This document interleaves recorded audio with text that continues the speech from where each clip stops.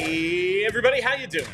Well, that's good. Welcome to PHLY Flyers, presented by Bet365. Download the Bet365 app. Use code PHLY365 when you sign up. Whatever the moment, it's never ordinary at Bet365.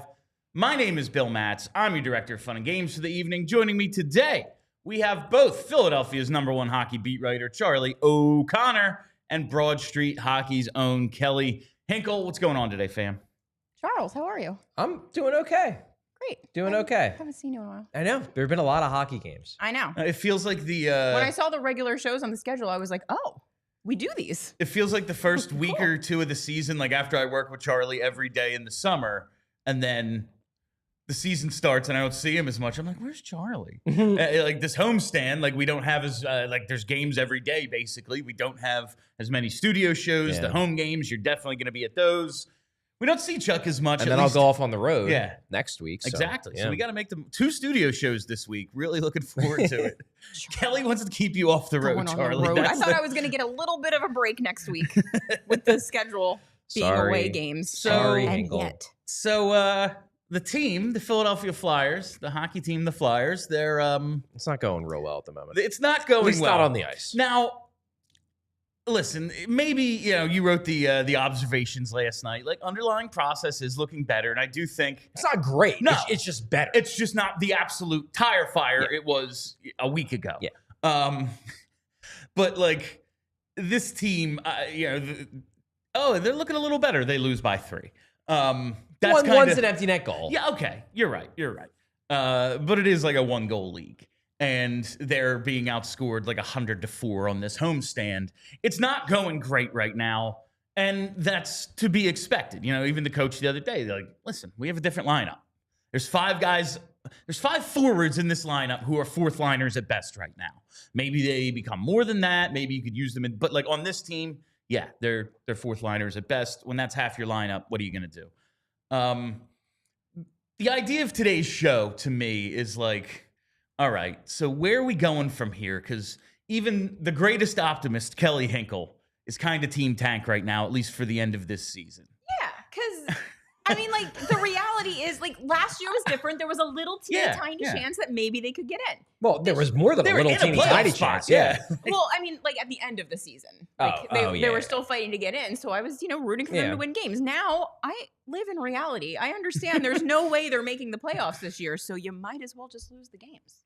So my thought on today's show is kind of just like the pivot. When is that pivot coming? Because, a lot of the comments that I'm getting right now about the team are along the lines of like, yeah, losing is good, right? We all agree, right? We want to try to get in that top 5. Hopefully maybe you get a little lottery luck from there. That'd be dope. Okay. But I can't take another year of this. And honestly, yeah, selfishly, I agree. We say all the time, got to watch all the games, knowing that, like that doesn't make the games more enjoyable for the 3 hours we're watching them. I get it. And that's what everyone always says about rebuilds. It's why teams so badly want to avoid like the complete tear down rebuild, because like, yeah, your fan base, your hardcore fans, they want you to do it. Go for it, man. That's the only way to win a cup. And then the actual pain part comes. It's like,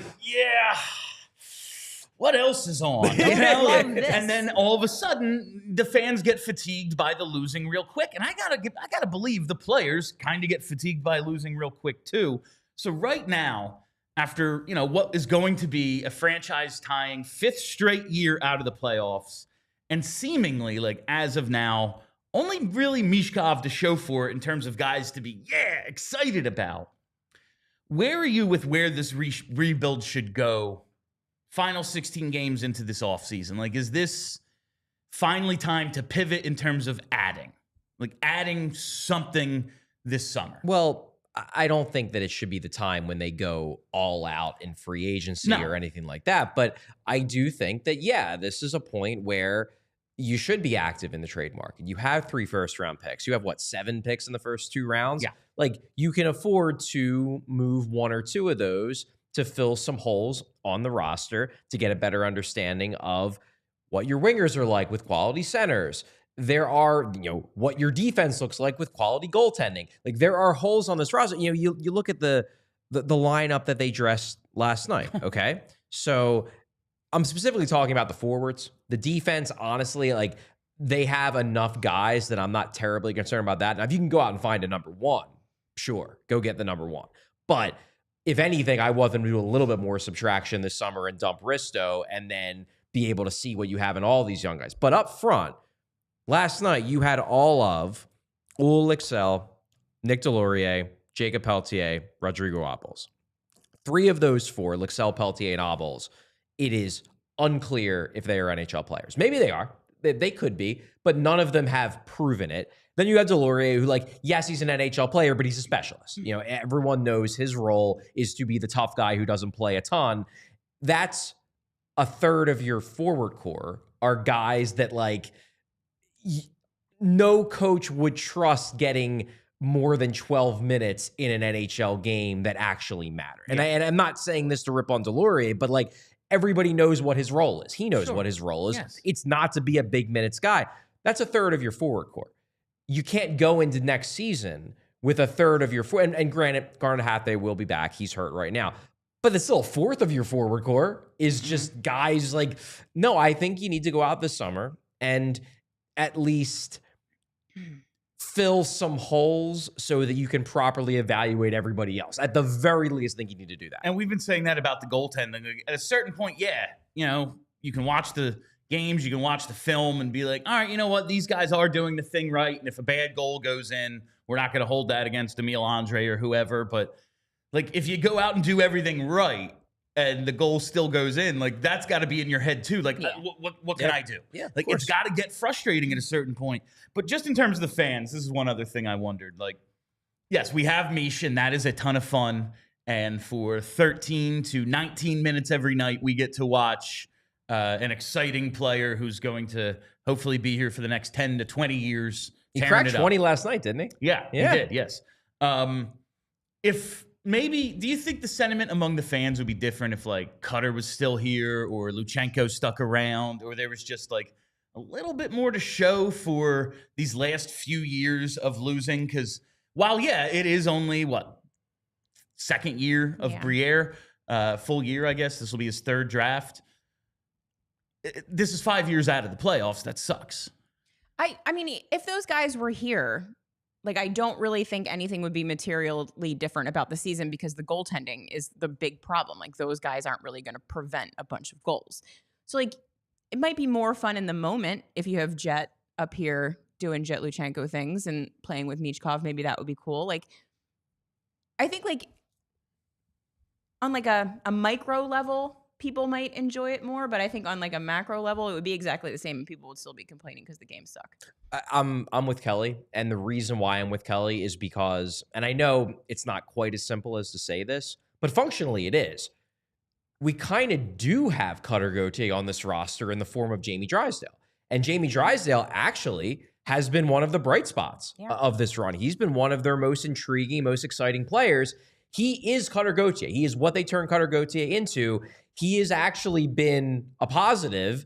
And does that mean that people are happy? No, it just means that when he does a cool thing, people are like, hey, that was cool. I think it would be very similar if Cutter Gauthier was out there or if Jett Luchanko was out there. I don't think people would be like, well, I'll deal with this because I'm getting Jett. It would just be, oh, Jett did that cool thing. That was neat. Now let me go back to being annoyed the team is bad. And like, Drysdale, listen, we've seen his progress and we talked about it on post-game last night. Like, really since that injury / shadow healthy scratching that he went through where they were kind of just teaching him. It's like, oh, this injury is convenient for kind of developing you a little bit. We've seen some progress, but it's been tangible for optimistically 2 months. Like, where you just, oh, look at Jamie out, like Cutter Gauthier out there. Wow, listen, we're gonna look at the Calder odds later, and he ain't. I was gonna say, you don't think people would have spent a lot of this year complaining that Cutter's a bust? Pretty sure they would have. Perhaps. That would have been a fun conversation, though, at least. All right. Let's get to the main event of today's show, though. Torts v. York. Yet another battle in the John Tortorella experience. The war that is, the war of attrition that is the John Tortorella experience. Charlie, you wrote an article the other day kind of outlining the... and you can sign up for it right now at allphly.com. We're running our Die Hard discount special right now. It coincides with free agency. And I just want to tell you, $36 for the year, all the die-hard benefits for your intro offer. And I just want to throw this out to our listeners because I know a lot of you die-hard Flyers fans, Philly fans, you like it when we beat others. Well, this is an internal competition, both with all the other cities at All City and here with all the other beats. Like you see, this is an Eagles... This is an Eagles-centric graphic that we are, posing this discount around. What if, everyone signed up through a Charlie article? Yeah. That's all I'm saying. Cool. What if we won the competition for Philly and not maybe, people who are mad about CJ getting traded and stuff? Just throwing that out there. Oh, look who's in the comment section. Hey, Jason Martinez. Oh, what up, Jason? Great to see you. Thanks for watching. Hope you're doing well. Know you're going through a lot right now. But stuck in bed today and watching all you peeps. Well done debate. Cheers, Charlie, Kelly, and Bill. Cheers, Jason. We're obviously thinking of you and hope you're plugging along. And rest up. They might need you for April, Jason. Yeah. They might need you between the pipes. You have pads, right? So Cam York v. John Tortorella. You outlined in the article, I started the question last night, and was well, first, the Tortorella comments, and it's this is kind of just stuff Tortorella said. Yeah. What's interesting is the Cam York stuff. Yes. This communication thing. Mm-hmm. It's not new. It's not new. It's not a new thing. But I thought it was maybe not new, but specific instances. This kind of just seems to be, if you don't go into John Tortorella, like Kelly always jokes, you need to take your shirt off and go yell at him in his office, and then he'll have the conversation with you, and he'll actually like you. If you don't do that, are you just going to be searching for answers? Is that what it is with John Tortorella? Sort of, yeah. Yeah, but that's his way. Yeah. His thing is that I have an open door, and you can come in and yell at me and talk to me and whatever, but I don't have the time, nor do I want to chase you around and go have an individual conversation every time I do something. Now, I think he's gotten better at, I think back to when Travis Sanheim got scratched in Calgary, he got a text that morning. That was not good given the situation. I would hope that he's learned from that. But if you want to hear and you want to have it out with the coach isn't necessarily going to come to you. You're going to have to go to the coach. And Torts has been open about the fact that Cam York, for him, has been a tough nut to crack. That he's tried to get a rise out of Cam York on multiple occasions, and York kind of just scoffs at him. And it's just okay, dude. It's a different situation, because we talked about this a lot with Morgan Frost. Morgan Frost, I think, was just taught from a very young age. You don't challenge the coach. You don't challenge the coach. Yeah. You don't challenge authority. That you do all the right things, you say all the right things, and you'll eventually get rewarded. And it took him a while to realize that, no, this is a weird coach. I need to do something completely out of my comfort zone, or else he's going to basically think I'm a wimp. York, on the other hand, I don't think he's anti-authority, but I do think there's an element to him that's just kind of yeah, whatever, dude. It's that California, yeah, you're trying to get a rise out of me, but I'm just not going to take this whole charade seriously. Yeah. It's how I deal with really aggressive drivers now, instead of flipping them off and yelling at them. Yeah, exactly. Yeah, have fun, bud. Thumbs up and smile. Yeah, that's the best thing you can do. And it's not that I think York is then going out there and disregarding everything Tortorella says. He's just I'm not going to play your game. That's his view. He seems to have, despite being one of their younger guys, he seems to have more of a veteran approach of this effing guy. Nah, I'm not giving him the satisfaction. And we saw that in the comments where it was John Tortorella is saying, he challenged you and you accepted the challenge, and that's when you came up and played your best hockey. And he's nah. I'm just good. Yeah. And so I went out and played because that's what I do. I play for the team that pays me, and I play for my boys. That's basically what he said. That's it. Show me the lie. I mean. Yeah. And I guess it's impossible to prove one way or another. And in public, if that is his front-facing persona, he's not going to sell it any other way. True. That's true. No, but also he's not going to make that up. This is the first bit of actual evidence we have. Because we're always you can't tell if Michkov is just good because he got scratched, or Michkov is just good because he's good. Who can ever tell? But Cam York is no. It didn't motivate me. I was already motivated. I was already motivated. Yeah, exactly. Yeah, and I feel in the back of my mind, like that's always been the case for me. Like you don't need to motivate Matvei Michkov to play good hockey. He's going to do that. So like scratching him, sitting him, and then he comes back and plays better. You didn't do anything. You just sat him and made everybody annoyed. That's what you did. I think it just comes down to the player because, maybe Cam York, and again, you don't know for sure what is going through Cam York's head. We're just going by what he said. But then you go by what somebody like Travis Sanheim said. And Travis Sanheim has said that, yes, that he was motivated by the desire to get in John Tortorella's good graces, to prove that he was wrong in his evaluation of Travis Sanheim, the player. So some guys do seemingly, at least in terms of what they say publicly, they do believe that Tortorella's antics can motivate them.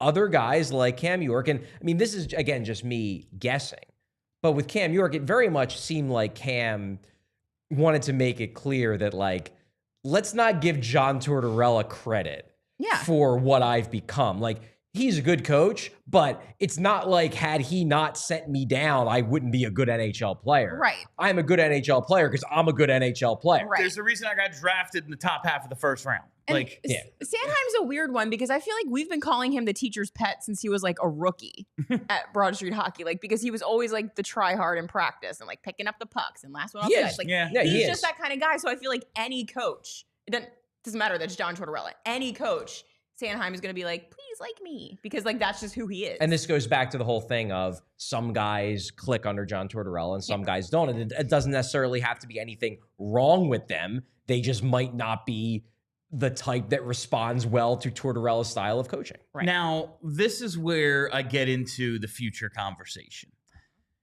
We can't, maybe they go out and add some stuff this summer and they get themselves in the playoff mix, but like, you look at the East, a lot of teams probably think the same thing, And we had the Devils bounce back this year. And listen, they're struggling now, but they're in the playoff spot. You have Columbus doing what they're doing, Ottawa doing it. Detroit still has to figure stuff out. Like, there's teams that are ahead of them, at least in terms of like where you think their rebuild is.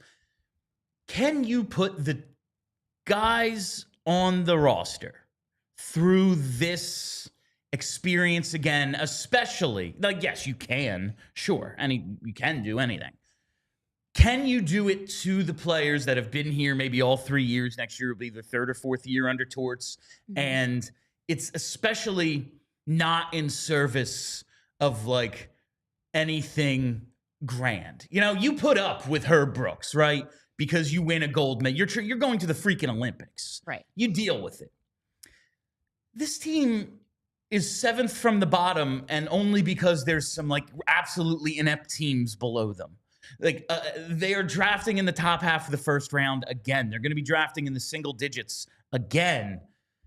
Can you do it to them to bring him back? Because that's the talk now, is extension to me. He's going to require an extension because no coach goes into a lame duck year. Doesn't happen. It would surprise me. I guess it's not impossible, but it would surprise me. He is different. He's John Tortorella, and we think that there's like plans beyond his actual coaching career. So maybe it doesn't matter, and maybe the organization at least thinks he has that like money in the bank of, he's on his contract year. He's in his lame duck year, but it's different for him than everyone else because he is John Tortorella. But I am really starting to question whether they actually can do this again with Torts, because it has to be freaking exhausting. The way he asks them to play, the results that they're getting, and the day-to-day, like, what's the story going to be today? Yeah. And also, I really do think there's something to the idea that young players, and this is a young team, and it's probably going to get younger, one would think. Yeah.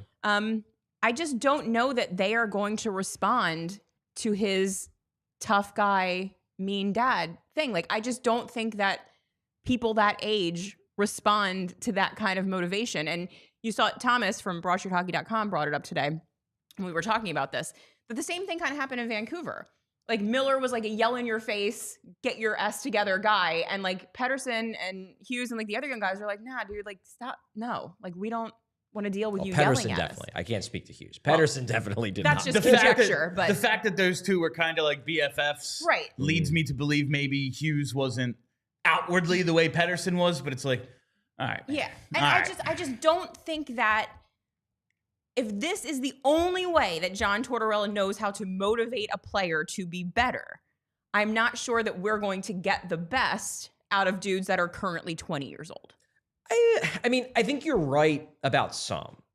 I hesitate to say all, just because, like, when we're talking about hockey players, we're not talking about your average Gen Z Zoomer. We're talking about a hockey-playing Gen Z Zoomer. And yes, some of them might be like Elias Pettersson that won't respond well to this type of coaching. Some of them might be like JT Miller. Like, there's probably fewer in that cohort than there were in the 30 to 35-year-old cohort. Right, but there's still a lot because it's still hockey. Like, the hockey programs are softer now, though. And that, like, they are overall. Yeah. And also, if it's, you know, like they said, well, we don't want a guy who wouldn't play for John Tortorella. It's like, well, now you're shrinking your pool again. It's the same thing we say about, like, the GM spot. Right. Maybe Danny Briere turns out to be the best freaking GM of all time. But you got lucky because you're only picking from, like, dudes you know. Right. Maybe you know a genius. Maybe you don't, though. And, like, maybe the right guy really is a John Tortorella dude. Maybe he isn't, though. And what if he is, like, what if Mikko Rantanen hit the open market or something? You know, maybe not the exact perfect fit, but the biggest name player I can think of. Yeah. What if he hits UFA, Mitch Marner? And it's like, yeah, I'm not going to deal with that. And it's like, well, this is kind of our plan. Yeah. Because we're not going to pick one. We're not going to be as bad as Chicago or San Jose. So without, like, extreme luck, we're not going to draft one of those guys. We have to trade for or buy one. You're shrinking your pool. And I just don't know if that's going to be an effective strategy. And I mentioned that, I think, last week when we talked about the fact that if they move on from Tortorella, I think that's going to be the reason. The reason will be that things like the player poll. You know, 40% of players that were surveyed by the Athletics say that the coach they would least like to play for is John Tortorella. Now, granted, that's not every single player. They didn't survey every single NHL player in the league, but it's a decent number, and it's probably representative of the fact that he would be number one. At some point, they are going to have to either convince a big-time free agent to come here if they want to do the rebuild this way, where they're not bottoming out and getting top five picks. They're going to have to either convince a top-tier free agent, or they're going to have to trade for a guy, and likely that trade will involve them convincing that player to immediately re-up. Because usually that's why the big name players get traded, because there's a pivot point. Contract's up in a year or two, and it's like, well, we don't know if he fits with our timeline, with our plan, or he doesn't want to sign with us, so we'll trade you to a team that you do want to sign with. Well, if the Flyers trade for a guy who then shows up and is like, well, I ain't signing with you, you have John Tortorella as your head coach, then you gave away all those assets for nothing.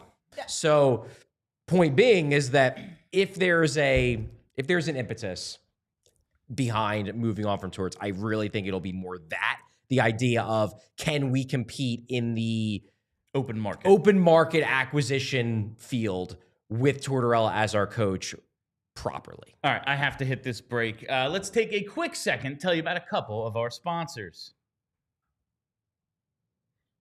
Do you have aching joints? Are your hands cramping? Is your back out of whack? Well, if so, Rothman's got you. At Rothman Orthopedics, they've been practicing specialized care, and it's been their passion for over 50 years. Their mission, it's high-quality, compassionate, and affordable care rooted in research. Research leading to new treatments and better outcomes. Each Rothman doc is laser-focused on their specialty, whether it's hip, knee, spine, you name it. They have a team for each body part right in your backyard, so you can get back to your specialty, because they're Rothman Orthopedics, and they specialize in orthopedics and you. Visit rothmanortho.com/PHLY to learn more and make your appointment today. And while we're here, why don't I tell you about our friends at Ace Hardware? Because if you have a leaky pipe at Ace Hardware Home Services, they're around the block with everything you need to do the fixing, including the person to do it for you. Same goes for air conditioning issues, that leaky faucet you said you'd get to. They have all of the everything you need, you know, the parts, the repair people. They've got all, because now they're not just the helpful hardware folks, they're also the helpful home service and repair folks. From plumbing to heating and cooling, they've got the trusted pros to keep your home humming all year long. Ace Hardware Home Services, they're bringing helpful home, the helpful you love from the store, now to your front door. Visit Ace Hardware Home Services online at acehardwarehomeservices.com to get started on your next project. Now, there is the idea of the open market. I also just wonder about, like, just grinding these guys down under Tortorella. There's a third part of this. Okay. Now, like, I think the team's playing hard for him and everything. I don't think this is like a quit on the coach sort of issue. It's more about style. John Tortorella has helped rebuild the culture here. Everyone's, locker room is in a good place compared to where it was when he got here. And this team is considerably better in all, neutral zone and defensive zone. Don't want to say all three. They're considerably better in the areas that he really focuses on. I would say they're better in the offensive zone, just not when they have an extra man. Okay, fair enough. They're better than they were before. I guess. Like, they don't score, but I suppose, they were horrible, so maybe. Yeah, I think you're not remembering how bad it was. They did draft 5th, so it makes sense.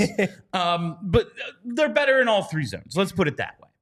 Now that you have this baseline of the responsible two-way play, defensive coverage, how you're going to create turnovers and defend in the neutral zone, all that John Tortorella stresses, it's his specialty. Do you need someone to open up the offense a little bit, to coach the guys up who have to score and take another step? Because Michkov, superstar talent, he probably gets there no matter who his coach is. You see the skill most games. But Tyson Forster, Owen Tippett, Bobby Brink, Jamie Drysdale, Luchanko, like York, Andre, Grebenkin whenever he gets here, like whoever they might bring in might need. Don't you need someone who can get the most out of them offensively? Because right now, this team can't score 3 goals in a game. And it's John Tortorella openly says, I kind of just let them do their thing on offense. I don't really do. Yes, he's got his strategy, but it's mostly counter. Okay, how do we not give up an odd man rush when we have guys pinching and stuff like that? It's not necessarily an offensive zone strategy. Don't they need someone to open things up a little bit from, the offensive side of the red line in? Yes. I know what Kelly's answer is going to be, so let's go with Kelly first. Well, as we all know, I don't care about okay. Let me change that. I do care about defense. I think that there are a lot of players that should be playing very good defense, like the defensemen, two-way forwards, third liners, fourth liners. They should play good defense. I don't care one little bit about Matvei Michkov's overall defensive prowess outside of him, the big mistakes that he makes where he absolutely blows it, ends up with a goal on, obviously no player should be doing that. That's a problem. Should he be scratched for it? No. So I would like to see a coach maybe in the style of how Florida used to play that kind of prioritizes the offense, because I do feel like we have some unique talents coming in on offense that I would like to see optimized in a way that optimizes the offense, not the 200-foot game. Because I do feel like you can say all you want that you don't want Michkov's offense to suffer at all. But I think that when you punish him for making defensive mistakes, which usually come from him taking chances on offense, you are going to beat a little bit of that out of him. So maybe instead of getting 100% of Matvei Michkov's offensive skills developing, it's more 85, because you knocked a little bit down because he's a little bit scared of doing this or that because he doesn't want to get in trouble for blowing it on defense. And I would just like to see someone who prioritizes the specific kids that we have that are going to be really good offensively, just let that flourish more than anything else is what I would like. So there are a couple things here, because I think there's really 2 elements to this. There's one where I agree with Kelly and one where I disagree with Kelly. So the area I agree with Kelly is in the incentivizing behavior side. I do worry that the fear of getting benched, the fear of losing ice time, that could almost intentionally, unintentionally sap some creativity out of guys. That does worry me. That's obviously something that's concerning. I worry about that with Emil Andre. Emil Andre's playing great hockey in the NHL, then I don't know, he has one bad game and suddenly Torts just wants him gone. I worry that Emil Andre is going to play a safer game because he feels I saw what happened when I didn't. I got tossed down in the minors for 2.5 months. That worries me. I'm less concerned about the actual tactics and offensive style, though, because Bill, you said, well, don't we want somebody to be teaching offensive? Basically, no coach teaches offensive zone tactics. It's not a thing. Like, the only coach I've ever heard in my life that does it regularly is Laviolette. Like, and that was He's on my list. That was a like, wow, we have a coach that's teaching us to do certain things in the offense. That's not really a thing. And I would argue, actually, if you're talking purely about X's and O's, and I'm not talking about what is being incentivized by scratches and benchings and, you know, getting yelled at in a tape study. Like, the Flyers system, they play an aggressive 2-1-2. They're a controlled entry-centric team. I think their scoring issues, maybe some of it is due to being incentivized not to make the big mistakes. Maybe that's part of it. And that I do agree. But I think most of their scoring issues are more talent-based than like they're playing a system that deflates their offense. Now, they need a better coach on the power play. Yeah. That's true. Well, that's a huge part of it. But that's a separate thing. I think at 5-on-5, they're actually playing a pretty forward-thinking system. We have said, like, I think some of the categorization of John Tortorella as this, like, you know, red line and back only coach is a little like, he's not a dinosaur in that way. Like, we look at how he wants Sanheim playing and ultimately how he wants Drysdale I think playing. his system is more forward thinking than he gets credit for. Yes, now definitely. his coaching tactics Now, might not be, but I think his system is more forward thinking than he is. And I guess I'm talking more about the development of guys. And like Michkov, I don't worry because I think he's just so high end.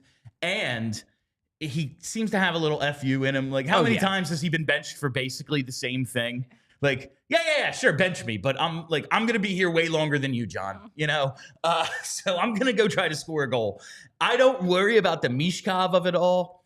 It's more a guy like Jett Luchanko.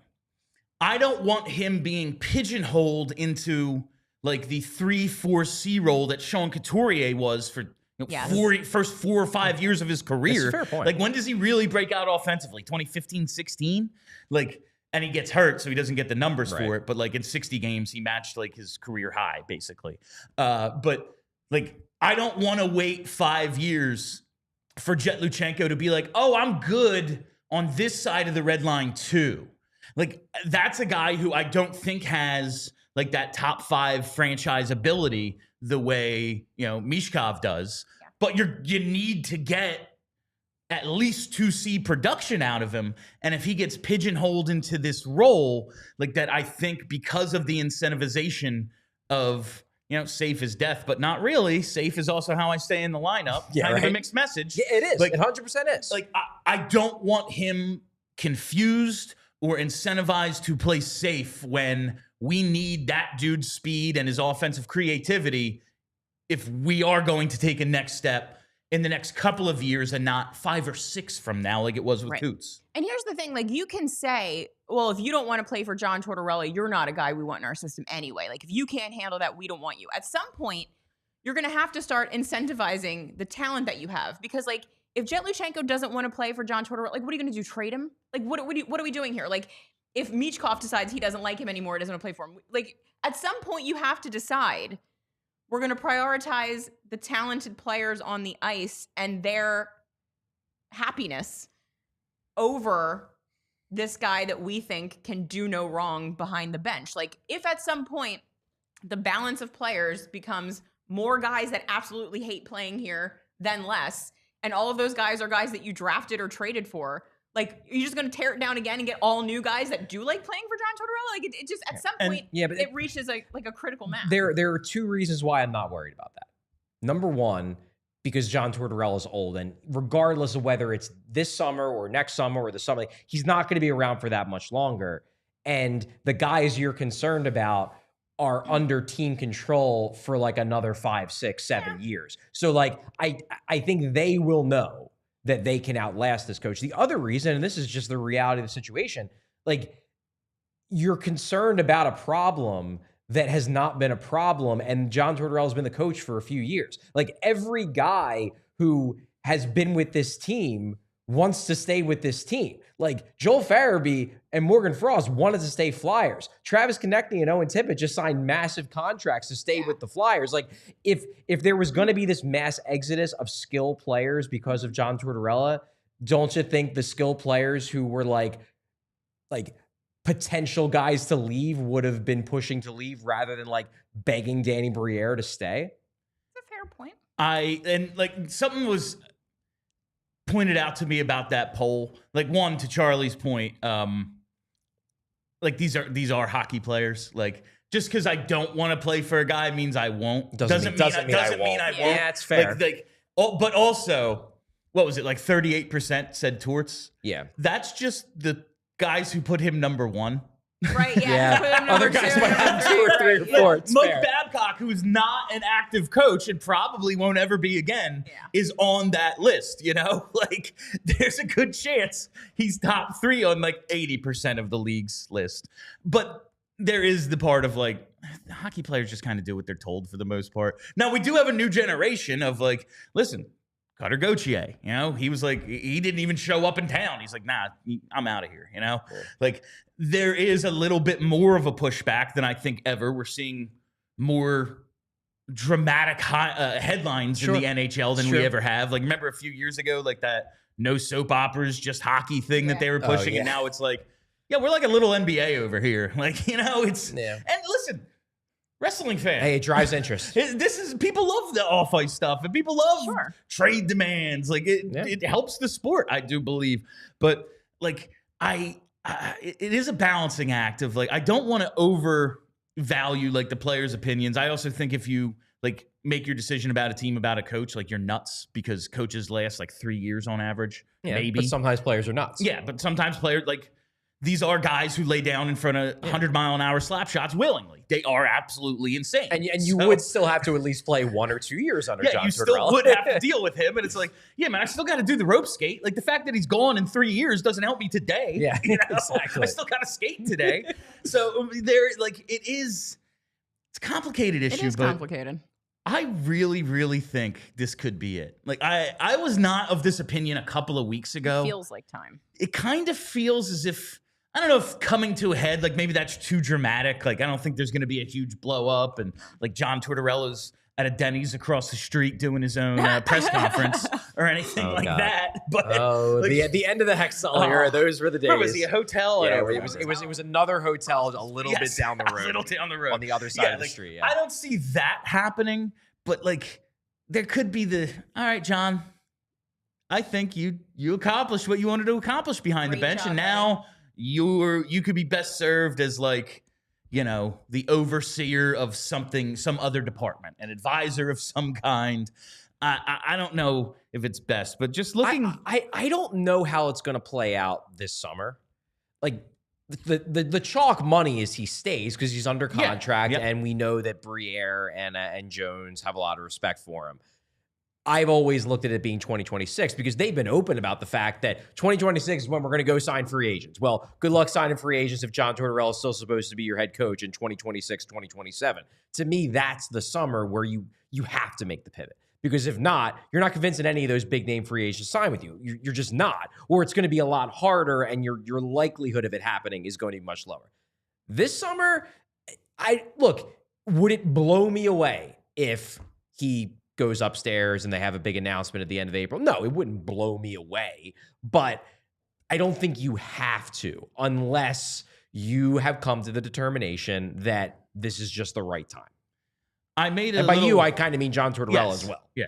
I made a little list here, guys who may or are available, just to see how we're feeling about like potential replacements. I want to start with Mike Sullivan, because I think Kelly and I talked about this the other day. Okay.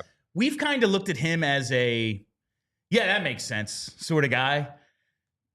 Would that not just kind of be continuing? Because he is a Tortorella disciple. He is. Like, but he's not as much of I don't think he's like John Tortorella, though. But would that be a little like, we didn't really change anything if it just becomes him, and like, you got to believe he'd probably keep the assistants, at least Brad Shaw, which I have no problem with that, but it doesn't feel like that would be a huge change when we're talking about, this isn't, I don't know how much longer they can do this. I guess the reason why Sullivan is kind of my, like, out of the names you hear regularly, I know a lot of fans throw out the name Carl because he's the hot name on the coaching market. Look, maybe, but it would surprise me given the way the Hacksaw thing went, given the fact that like they like to get, the experienced big name coach, just historically the Flyers franchise does. The reason why Sullivan jumps out to me as like, I would like that, is because I just said it earlier. I don't think there's anything bad about the way that John Tortorella coaches tactically. So I don't think there's anything bad about like using a guy who grew up and in the coaching ranks, learning from John Tortorella's X's and O's and what he prioritizes. I would like a coach who maybe doesn't have the itchy trigger finger as much in terms of scratches, and Sullivan doesn't seem like that. I also don't want, and this is like my concern about, I think very highly of Bradshaw. And if Bradshaw was the next coach, I would be rooting for him because he's an awesome guy to interview. Bradshaw is a really nice guy. And I just worry that if there's a really nice guy, the coach right after Torts, that the team is just going to walk all over him because it's going to be like the mean guy's gone, and now we have this great dude, and now we're gonna slack off and do whatever we want. I worry about that. I don't worry about that with Sullivan because while Sullivan isn't as, I don't even know what the right word to use, as strict, cruel. It's maybe not cruel, but yeah, cruel. Cruel's the word. He's still a hard ass. Yeah, like he is. And I don't think Sullivan would let it slip. I also think Sullivan, given his connection with Torts, would keep guys like Bradshaw, who I want them to keep because I think he's good. Now, Rocky, another story, but Bradshaw, I want them keeping. That's kind of why I'm into the Sullivan idea as a way to kind of maybe keep the good of Torts and replace the things I'm not as into. That could, and also he's won 2 cups. Yeah. So, or 2 cups. Yes, 2 cups. Yeah. That kind of like, there is always to me the no one wins anywhere. No one wins 2 places. And I just don't buy that. I know. I will never buy that as being a thing. It's in historical truth. Yeah. Now, trends break all the time. Yeah. It's not something I worry too much about. But like Sullivan, I'm not sure. Like Shaw, you have to be the bad cop when you're the head coach. And I've just heard so many like ex-players and like vets be like, it just comes off disingenuous when the assistant coach moves up there because they're always your buddy. They're the assistant coach. They work with you closely. Like they're one of your position coaches. And now all of a sudden it's like, well, were you being disingenuous then or now? Like, and it just, like, there's just not the same buy-in with that. So I think Sullivan, like we've connected those dots since last year. He obviously has to be available. Yeah. Maybe the Penguins will just keep him forever. We have to believe, like, I think we all believe he and the Penguins are going their separate ways. That's why we've been connecting these dots. Yeah, but also, like, I thought that this year, like, they're terrible and he's still there. And there's also an element, too, of, yes, there's the connection with him and Torts, but even if they let him go, the Penguins let Sullivan go, Flyers ain't going to be the only team chasing him. No. And he could end up in much better situations than Philadelphia in terms of winning now. Now, there's another guy who I thought had a 50-50 shot to be the coach of this team last time we were having this conversation. Rick Tocchet has a mutual extension after this season. And LeBron said a few weeks ago, it might not just be like a, auto renewal. Like, you coming back? Yeah, you want me? Yeah. Like, it might not be that with how tumultuous it's been since, like, they got bounced from the playoffs last year. No on Tocchet. Absolutely. Huh? Kelly has never been a Tocchet person. It just seems like that's them doing the same thing again. It's fair. And I don't want them to do the same thing again. And also, like, what, like, do we give Tocchet any credit for Vancouver being good at some point? Like, I just don't know, like, what's he done? Well, I mean, he did win. He won the Jack Adams last year, right? Now, whether he deserved it or not, that's a question. How was the goaltending? You can debate that, but he is thought of very highly in hockey circles. And obviously, he is part of the family, a former Flyer, part of the family, buddies with Keith Jones, buddies with everybody. So if he's available or even theoretically available, I would be shocked if they didn't seriously consider Rick Tocchet. Oh, they were seriously considering him before, right? He fits their mold, and he would be like, I think you're right in that he would be, because he isn't as off the wall, do crazy things as John Tortorella, but he is that, hard-nosed, old-school type coach. He would be a Torts-ish coach, if not quite Torts 1.0. You know what I mean? It would be nice to see something forward-thinking. Let me hit this break, and I have a couple more names I want to throw at you, and then we'll do something else. All right. Timeline. We are talking about, our hockey team's timeline right now, but now I got to talk to you about a supplement company named Timeline. Timeline sells health and longevity supplements featuring the proprietary MitoPure ingredient.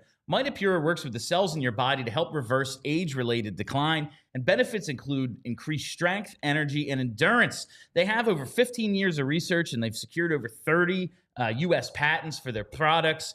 It's a supplement that works with the cells, which are the building blocks of life, to help you give you more energy, feel stronger during workouts, and prevent health and preserve health and mobility as you start to age. A lot of people here at PHLY have been given samples of Timeline, and they're already reporting really great results. So you got to check out Timeline now. And right now, Timeline is giving you 10% off your order of MitoPure. Go to timeline.com/PHLY today to get started. That's timeline.com/PHLY.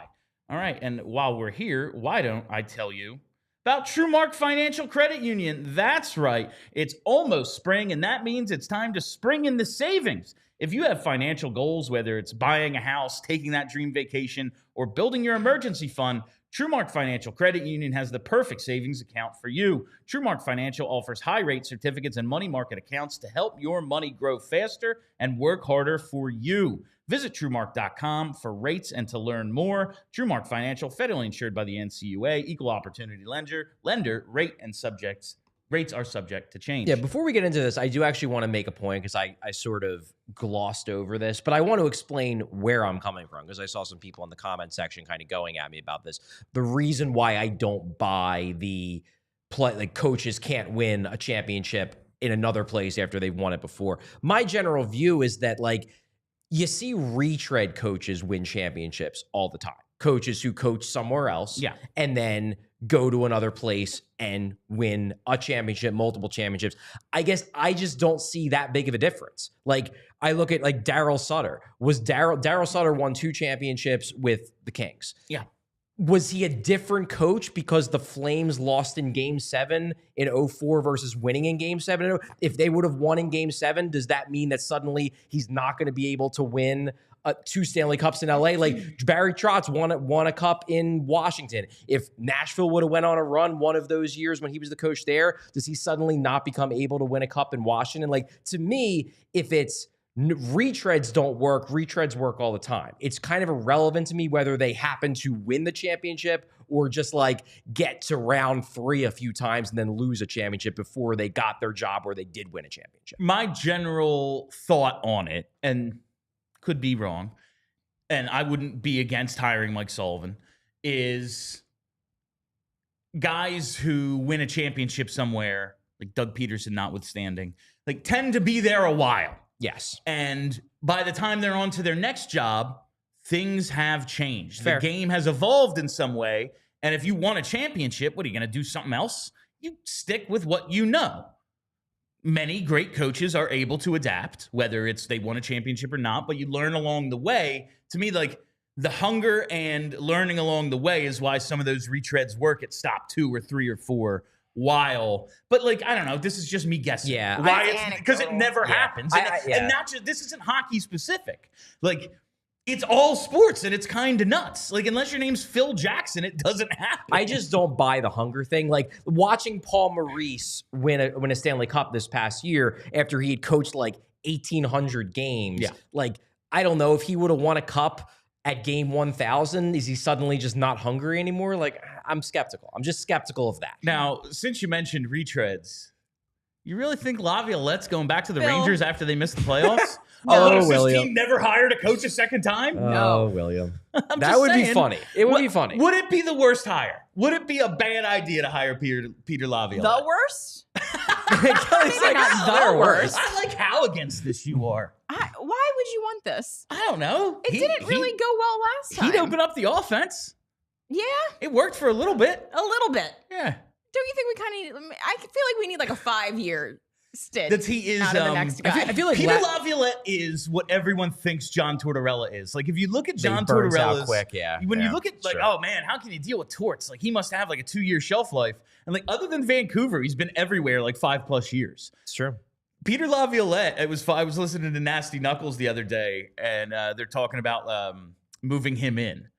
And he's yeah, and year and a half, 2.5 years, you're going to be moving me right back out, you know? And like, he knows what his thing is. So I guess like from that perspective, if you want a guy who's here for the pivot and then also like the ascension to actual cup contention, probably not him. I just feel like Lavi's it's all about Mike Richards, isn't it, for you? Lavi's the kind of guy you bring in once you're ready to compete. I don't think the Flyers are there yet. That's my view. So a few more years. I feel very iffy about the idea of bringing back a former coach. But like none of those guys I was so critical of Buffalo with Lindy Ruff. Well, like, come on, like have some friggin' originality. Yes. But that's like, he was there for like, what, 14 years and never won? Like, Peter Laviolette had a little time here, and then he's coached like 5 other places since then. I mean, it would be cool if like I'm not saying they should do it. Briere and Jonesy did like some kind of, thoughtful analysis about like which available coaches have done well with young players, which available coaches have brought a team along, like rather than just being like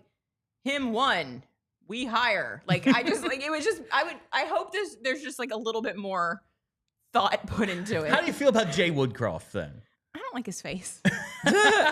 I mean, is the only reason why we're talking about Jay Woodcroft because he showed up at camp this past year? Like, I forgot about that. I forgot would too. he have been like a name on list of available guys? And I think like he didn't get the best of deals. Like, yeah, man, when you have no goaltending and your team shoots 2% for a month, yes, fair. You were on a 10-game losing streak. Not shocking. But I don't know. They did all right with him. I'm not saying he's my number one choice. He's just available. Okay. And also, I think my number one choice is my guy. He's old, but it would be so great if we had Bruce Boudreau. Baby Bruce. Ham, baby. Bring me Ham. I feel the like man looks like Ham. Yeah, I feel like Boudreau is the opposite of the kind of coach you want right after John Tortorella, because he's just one of those guys that kind of lets the players do whatever they want. And maybe that's the way, Charlie. So here's a funny John Stevens. Here's a funny idea. Here's a funny idea because there were people in our Discord a couple days ago. Is it yesterday. Jonesy? No, it's not Jonesy. Or is it? So the explanation was that, whenever Tortorella leaves a place, the team tends to fall off a cliff. There's only been one place where the team didn't fall off a cliff right after Tortorella, and that was New York when they hired Elaine Vigneault. So we're bringing AV back because he's the only one with a track record of getting better post Tortorella. Dear God. Oh my God. I can't go through that. Tortorella's broken us, I think. Not just like us, the royal us, like Philadelphia. And like I'm a supporter of John Tortorella for the most part. And I'm just like, yeah, this is fun for content and all, but I think I'm ready here. Yeah, man. So those are my names, Go at upstairs. least. I want to do a few more things. We spent 53 minutes on the coach and all this stuff, which is not shocking. I want to talk about Jamie Drysdale and just my thought on a little bit of usage right now. And I have to go back to how I was talking about Sam Ersson a few shows ago. I like Sam Ersson. I think he could be a really good backup, maybe even a backup who gets close to tandem usage, not Igor Shesterkin's backup or something, like a guy who plays 30 games or whatever. Mm-hmm. But he's not a number one. I think over 100 games in his career now. He is just far too inconsistent to be depended on to start 50-plus games a year. He's not that guy. There aren't many of those guys. So let's use him in the role, like even if Fedotov isn't the other half of that, let's use Ersson in that role. Let's use him in the one we want him to be in, not just like, oh, well, we've anointed him the number one. It's like half the teams in the league don't have a number one. The worst goaltending team in hockey does? Why? It's true. Anyway. Aiden Hill just won a cup. Exactly. So let's use him in the role that we want him in. I feel the same about Jamie Drysdale right now. He's shown some great strides. John Tortorella, in talking about the power play the other day, and he did his thing where he like picks a part of the question to be mad about rather than like answering like, well, why do you have faith in the power play then, John? Like, forget the people. Why do you have faith in the worst power play of all time to get even a little bit better? It's not the worst of all time. They're ranked 33rd out of 32 teams Charlie. over the last 3 years. That's not the worst of all time. It's the worst of this time. I mean, 15% over a 3-year sample size. I can't believe anyone's ever been worse. Anyway. Just saying. We don't have to resort to hyperbole here. I don't think it's all that hyperbolic. It might be a slight exaggeration, if that. Anyway, this power play is terrible. And John Tortorella was like, we don't have a point man. Right now, Risto's the best at it. Who cares who's the best at it right now. He has 3 power play assists this year, and you're at 15%. Like, the best at what? Like, yeah, he ripped off a couple of one-timers that one time. Like, let's put Jamie Drysdale up there, and let's get him on the ice with Michkov and TK and guys that he's going to need to have power play chemistry with if this is all going to work, because they're all going to be here. They're all locked in. They're the core. Let's put them all on the ice together. How did you get us from Ersson to Drysdale? Using him in the role that you want him in, okay. not in the role that the best right now. Who cares about the best right now? It all sucks. Let's use him in that role. The reason why I can't get too up in arms about the fact that he's not on power play 1 is because I don't think there's any situation where power play 1's going to be good with this coaching staff. I don't care. So what's he learning? He's learning what not to do. He is learning to play with the guys he's going to be playing with in that role. He and Michkov and TK can figure something out. Yeah, the coaching isn't great, but they will at least learn each other's tendencies. Where do you like the puck? When should I get it back to you, and when should I take the shot? When you do your little circle back thing, should I come up high or should I open up for a pass over here? Little stuff like that you can actually use these final 16 games for, rather than just wasting time for 2 minutes at a time every night. I guess it's so hard for me to get up in arms about like whether Jamie Drysdale, there's so many things higher on my list of like what they should be doing rather than being like, why isn't Jamie Drysdale on power play 1? It's like, who cares? Even JJ brought it up last night. I just think I just don't care. It's an example of using guys in the roles that they're going to be expected to be in. Like, otherwise, these final 16 games, what's the point? It's not like Drysdale isn't on the power play. He's just not with Michkov and TK. He's getting power play I would time. also suggest Emil Andre, but I can understand the argument, especially in this most recent call-up, of not wanting to reward him with power play 1 time. Sure. While he is struggling. I think I've just resigned myself to a belief that, like, no one is going to improve on this power play as long as it's being run by a person who doesn't seem to have any answers on how to fix this power play. So for me, like, the final 16 games from a power play development standpoint are just kind of a wash anyway. I just think it's more reps than getting better. Like, I hope they don't score. I hope they don't score for the rest of the season unless Michkov scores a goal, because I want him to maybe win the Calder. And we don't have time for that. We can get to it Friday. Because I do want to talk a little about the goalies, because it's been, dreadful for a few weeks now. And you look at the full season numbers for Ersson and Fedotov, and man, they're borderline identical. It's like they're getting really, really close to being almost exactly the same. Ersson's at 889 and 297. Fedotov's at 884 and 308. Like, they have to. First of all, how do you think they should go the final 16? Because to me, it's 8 and 8. Why not? What's the point of doing anything else? I still would give Ersson more, because I still want to learn more about Ersson. I don't know. Like, last night was a perfect example of like, what more do I need to learn about Ivan Fedotov?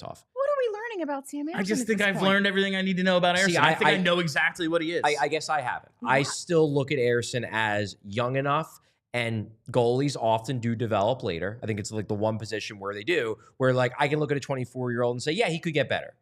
With Fedotov, like, his ceiling is average backup goalie, and he's 28, 29 years old. To me, it's very much kind of like, but I guess that's in part because in my head, and maybe this is my flaw in this situation, I'm looking at Ivan Fedotov and I see a guy who I want them to find some way to dump him this summer. Oh, so do I. So that's why I'm just kind of like, why give him the starts? Because in my head, I'm already looking to get rid of him. Whereas I'm not looking to get rid of Ersson, so I'd rather see him more, because every game he gets is more data for me to evaluate him on. Whereas I don't feel like I need to see any more data by Fedotov, in large part because of his age. All right, before we finish this, just got to say we appreciate those of you watching on TV. Head over to allphly.com for more of the show. Yeah, I just think I know what Ersson is. Yeah. Because what we saw, like, in that limited sample, like from Christmas to, he's fallen off now.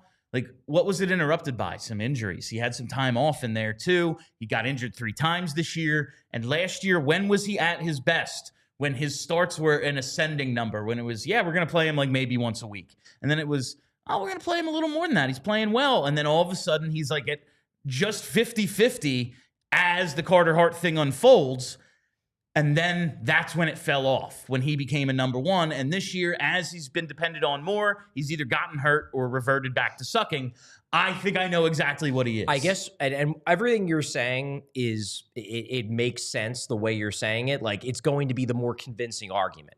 My counter argument is basically, I have seen so many goalies over my time covering the NHL that weren't even in the NHL at age 24, that were terrible in the NHL at age 24, and then at age 26, 27, turn into something legitimate. Anthony Stolarz, Alex Lyon. Like, I can just run down the list of guys that got better at that position and became much better than they were at 24 later in their 20s. So I am not ready to dismiss the possibility that more reps can't teach us something about a player at that position the way I'm willing to dismiss the possibility that we're learning anything about Ivan Fedotov's future fit with this team. Oh, and I want to move on from Fedotov as quickly as possible. Hopefully it's a mutual termination so that he can just head back to Russia and we can have no cap ramifications. That would be great. That'd be ideal. I put together a little list of UFA goalies this summer. When we talk about... These are all the UFAs. Yeah, these are just unrestricted free agent goalies this summer. Guys who are available. Aiden Hill, Ville Husso, Jake Allen, Vitek Vanacek, Freddie Anderson, Georgiev's in there, Anton Forsberg, who we saw the other night. Some interesting names. Alex Lyon is in there. And when I look at this list, I wonder, we've been talking about a Lyon type since like last year. Yeah. Do we actually just want Alex Lyon? Like when I look at the list, I'm like... You know what? And like Robin Lehner's on there, Marc-Andre Fleury, but like, Fleury's retiring. I have no idea what's going on with Robin Lehner. I can't imagine. I can't imagine those are the guys that you'd be targeting. So it's really just some of the like 10 dudes.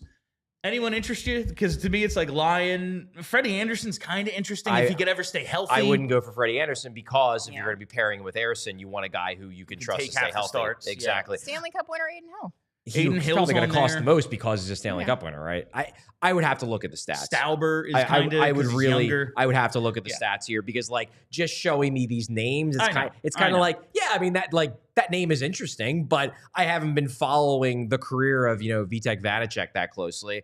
I want to take a look at kind of how they've been doing over the last few years, but I do think that they should find someone else other than Ivan Fedotov to play with Harrison next year. And it will be something I plan to look into pretty heavily once the season's done. It's just like, I don't know. Yeah, get somebody, but who that somebody is, I don't know yet. Chances are they can't possibly be worse than what they have. Nope. All right, let's get our Tankathon spinning real quick, and then we'll get to Super Chats. This is the day. The Flyers are still holding. It is amazing to me that the Flyers have 0 of the last 10 possible points and are remaining 7th from the bottom of the league.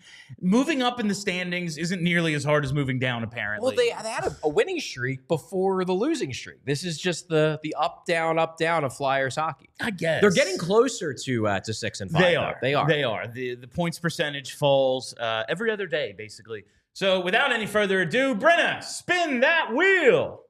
It's today the day. It is not. Wow. Down to 8. In fact, they fell to 8. That is Utah jumped up to 3. That would be, I haven't thought of them in the conspiracy yet. Want to get that team. Want to get that team figured out eventually. It's only been 30 years. You don't want to take another L. Although the relocation. Can't do that again. All right, let's get to Super Chats. Super Chats. Oh my God. Decent amount today. A bunch of them. All right, this one from Dylan says, "Oops." This is the one I saw. He put this like in the chat before the show even started. Thought this would be a super chat. Love Torts, but clearly something needs to change. Rocky can't coach the power play, but who can? Knobloch couldn't even do it here. There is a personnel issue. Absolutely. Sure. But it still should be better. It's not that being bad. 33 out of 32 teams over a 3-year span is inexcusably bad. I said this the other day. So the 33 out of 32 is because you're counting Arizona, Utah and Arizona are technically separate entities. Okay. And so both when you do like the sort by year, not some results, it gives you that. Gotcha. Okay. So it's very funny. Okay, I figured that's what it was, but I just wanted to confirm. It's just very funny. So it's very funny. So you think it's my favorite thing. You found something here, and you're just gonna run it into the crowd. Stuff. Yeah, it's fun. They're freaking horrible. There is a personnel issue, but man, score a goal now and then. Just one. Just like one every 3 games. I don't think that's crazy. All right, from JH here. Start reviews day Tuesday next week. Who says no? I do have to finish Shoresy, and then we're gonna make Charlie watch all 4 seasons this summer. Oh, is that what's gonna happen? Yeah.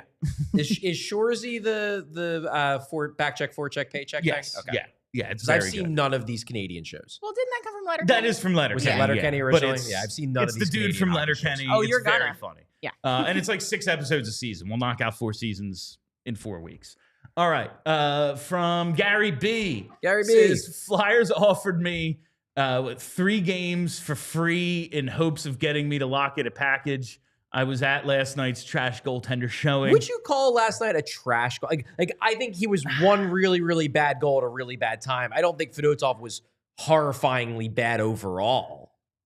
He just reminded us that he's what he is. Yeah, he blew it on 2, I feel like. Well, what was the other one that you thought was bad? I only remember the third as being one that like stuck with me as real bad. There's the turnover, the awesome release on the 1 goal. That wasn't him, and I can't remember what the other one was. You're talking about the one that was just like a low on the ice shot. Yeah, the one, not the Brady Tkachuk goal. The third goal, the game winner. The second one, I can't remember what the second one was. Me neither, but it must be the second one because the Brady Tkachuk goal is not. Yeah, wasn't really a that was just like the team forgot that the game had started for 10 seconds. And the puck bounced off his noggin. Yeah, that was very funny. Kelly was like, did he duck? And then we saw the front view, like, no, it hit him. Yeah. All right. What a bad luck play. That's the Flyers right now. Oh, man. From Will Wadsworth, I am Team Tank. Let me just say that I am thankful that the Philly season starts soon, so I don't have to be too saddened by the losses. Yes, and we handle Philly season very well in this town. Totally rational. Totally rational. 160, double the length of the season. Just as much ridiculous. 160 games. Yes.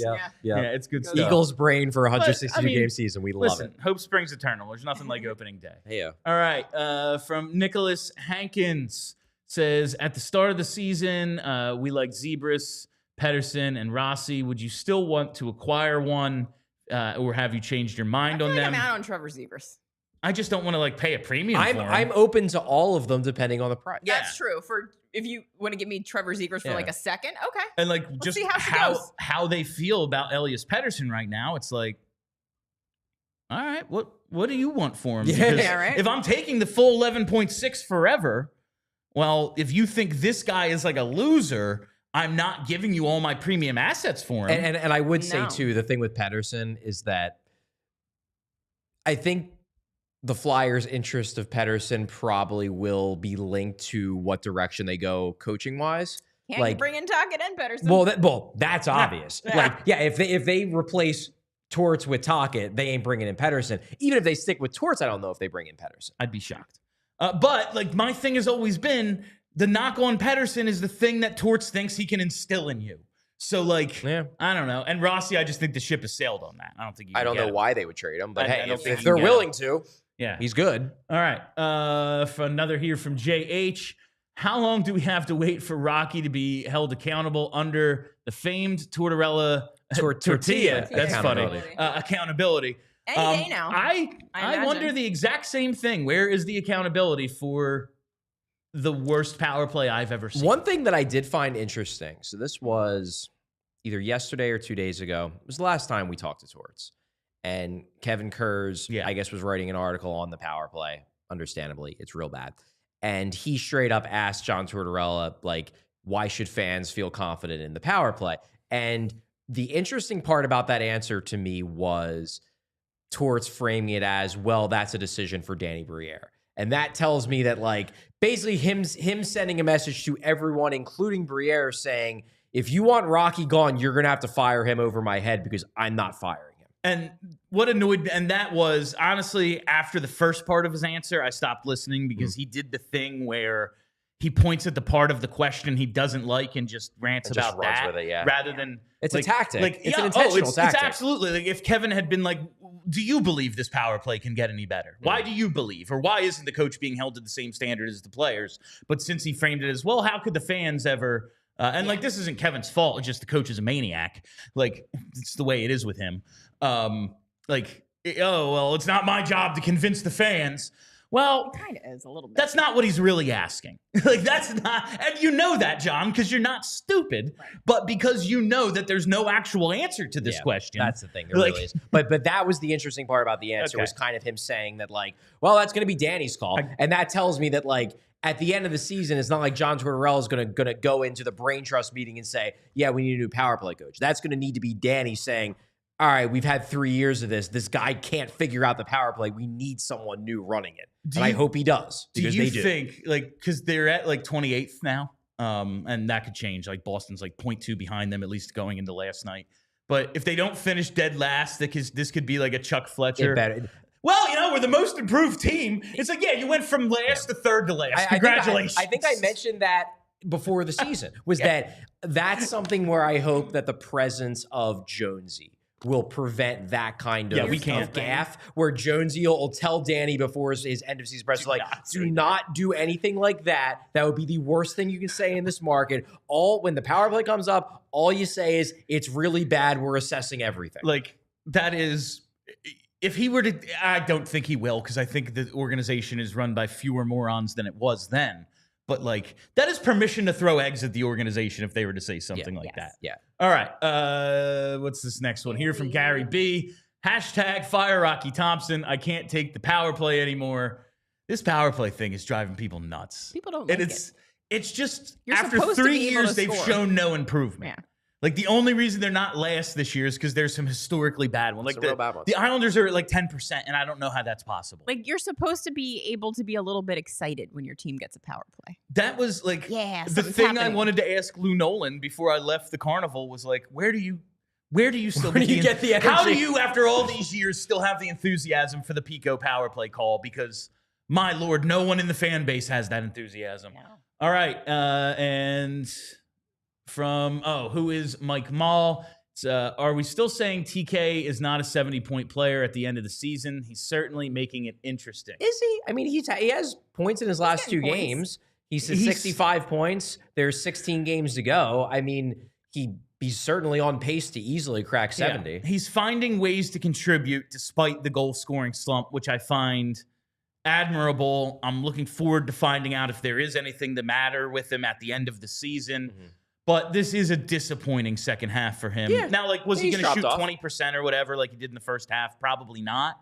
But when you're at 20 through 41 games, I expect more than 22 after 65 or whatever we're at. I would be, unless he gets hurt, I would be surprised if he doesn't breeze past 70 by the end of the year. Okay. Somebody's got to score goals. I think he's at 65. Like, yeah. All right. And that's it. That is all the time we have for you on PHLY Flyers, presented by Bet365. Download the Bet365 app and use code PHLY365 when you sign up. Whatever the moment, it's never ordinary at Bet365. We'll be back tomorrow with pre and post. Friday, we have another studio show, 2 in 1 week. Ew. I cannot believe it, quite honestly. So follow us right here on the YouTube. Subscribe, hit the reminder bell, all that stuff I always tell you. Follow us on Twitter at PHLY_Flyers and follow the podcast wherever you get those. Just search PHLY Flyers. I am Bill Matz. That's Charlie O'Connor. That's Kelly Hinkle. Till tomorrow, let's go Flyers. We all silly like the mayor.